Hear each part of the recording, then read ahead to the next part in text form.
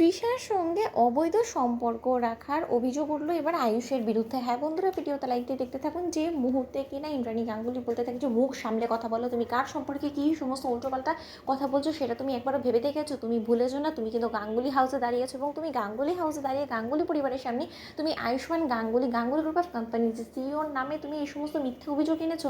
তুমি কি মনে করছো এই সমস্ত নিন্দে মতো গালমন্দ কথা বললে তুমি আর যাই হোক না কেন আয়ুষ্মান গাঙ্গুলির ইমেজটা নষ্ট করে দিতে পারবে? কারণ এই বিজনেস দুনিয়াতে আয়ুষ্মান গাঙ্গুলির এত নাম যশ খ্যাতি সেটা নিশ্চয়ই তোমার দাদার সহ্য হচ্ছে না। তার জন্য এই সমস্ত মিথ্যে অভিযোগের ভিত্তিতে আমার ছেলেকে জর্জরিত করে আমার ছেলে এর ইমেজটা নষ্ট করে দেওয়ার চক্রান্ত করছো। তাই তো এই সমস্ত কিছু করে কোনো রকম কোনো লাভ হবে না। তার কারণ এরকম অনেকবারই অনেকজনই চেষ্টা করেছিল, কিন্তু কোনো মতেই কিন্তু সে তার আসল উদ্দেশ্য হাসিল করে উঠতে পারেনি। তার কারণ আমি ছিলাম, কারণ আমি কোনো মতে আমার ছেলের ইমেজটা নষ্ট করতে আর যাই হোক না কেন তোমাদের মতন ছোটো লোকদের দেবো না।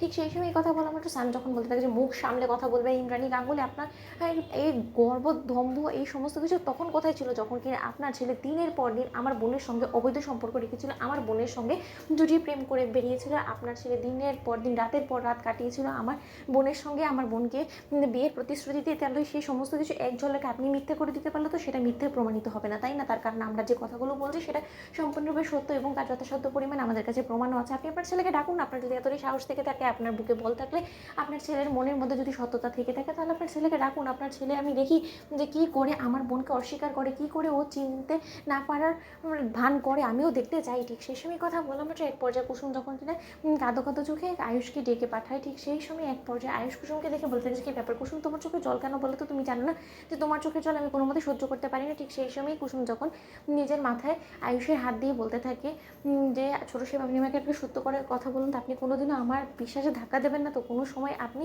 আমার সঙ্গে বিশ্বাসঘাতকতা করবেন না তো? শুধু এতটুকু আপনি আমার মাথার দিব্যি খেয়ে বলুন। ঠিক সেই সময় আয়ুষ বলতে থাকে যে কুসুম, অর্ডার করে আমাদের এই অটুট বিশ্বাসের মধ্যে এরকম করে কে ধাক্কা দিল যে যার কারণে কিন্তু তোমার মনে এরকম একটা প্রশ্ন জাগান দিল, বলো তো? ঠিক সেই সময় কুসুম যখন বলতে থাকে যে সমস্ত কিছু সত্যতা প্রমাণ হয়ে যাবে, আপনি নিচে আসুন। সেখানে স্যাম এবং তৃষা নামে দুজন লোক এসেছে এবং তার পাশাপাশি পুলিশও এসেছে। ঠিক সেই সময় কথা বলা মাত্র আয়ুষ যখন তৃষার মুখোমুখি হয়, ঠিক সেই সময় আয়ুষ কোনো কিছু বলে ওঠার আগে যখন কিনা তৃষা বলতে থাকে যে কি আয়ুষ, তুমি আমাকে চিনতে পারলে না? ঠিক সেই সময় আয়ুষ যখন বলতে থাকে যে এখানে এসে আবার নতুন কি নাটক শুরু করতে চাইছো তুমি তৃষা, বলো তো? ঠিক সেই সময় স্যাম বলতে থাকে যে ওয়েল ডান, ওয়েল ডান।